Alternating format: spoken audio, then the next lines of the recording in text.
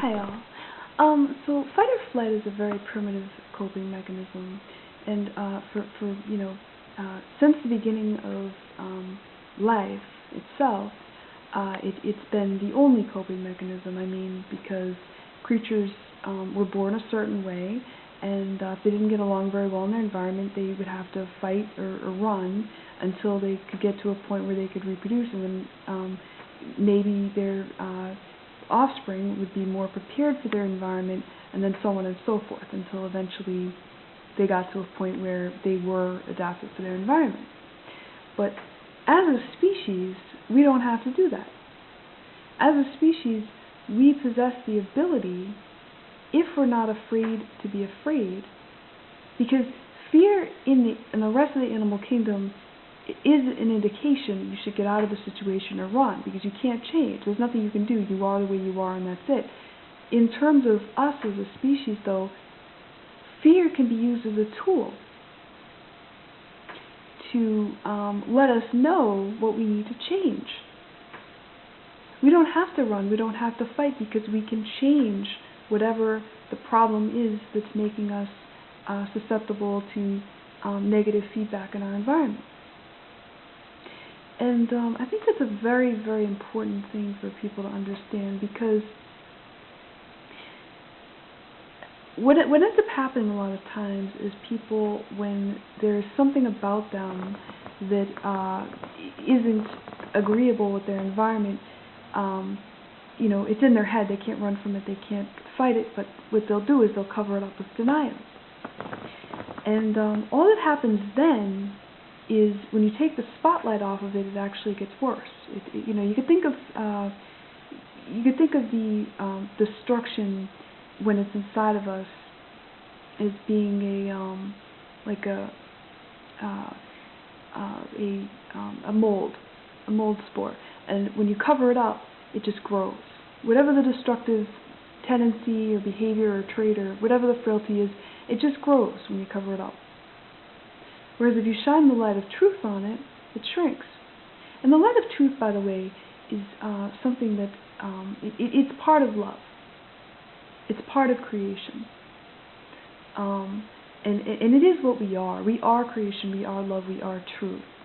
And the proof of that is, we are beings that are constantly, every single living being is constantly being created until it draws its last breath.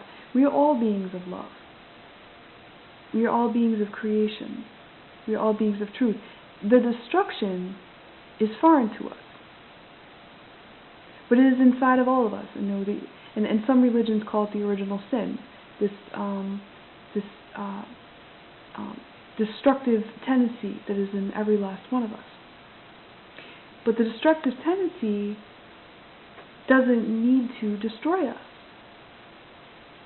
if we are not afraid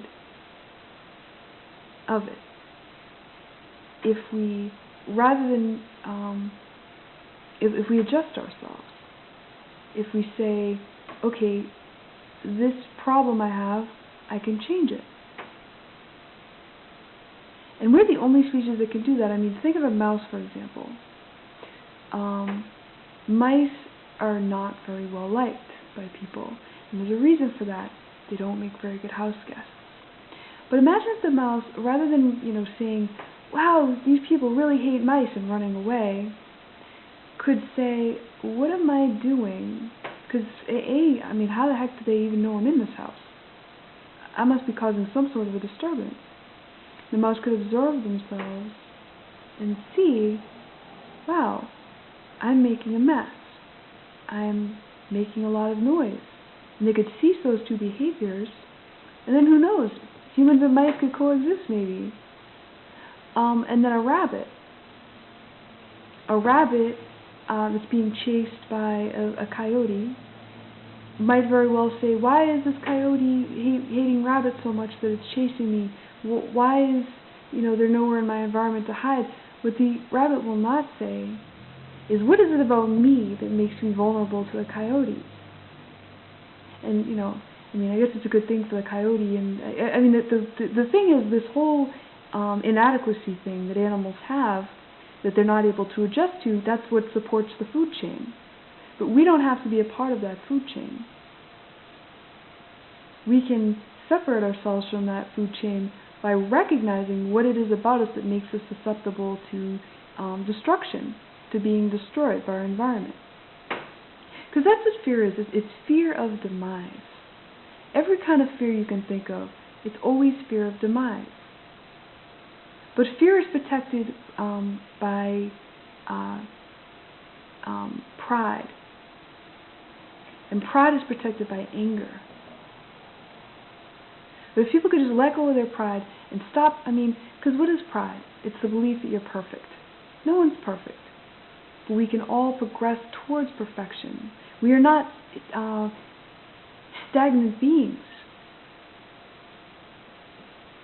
We are constantly, if we choose to be, in a constant state of growth. And so I think that's very important for people to understand. Now, the problem is, a lot of times people will not be able to recognize what it is about them that is a problem. But that's where other people come in. Have you ever had someone make a comment towards you and gotten really just so ticked off that they made the comment?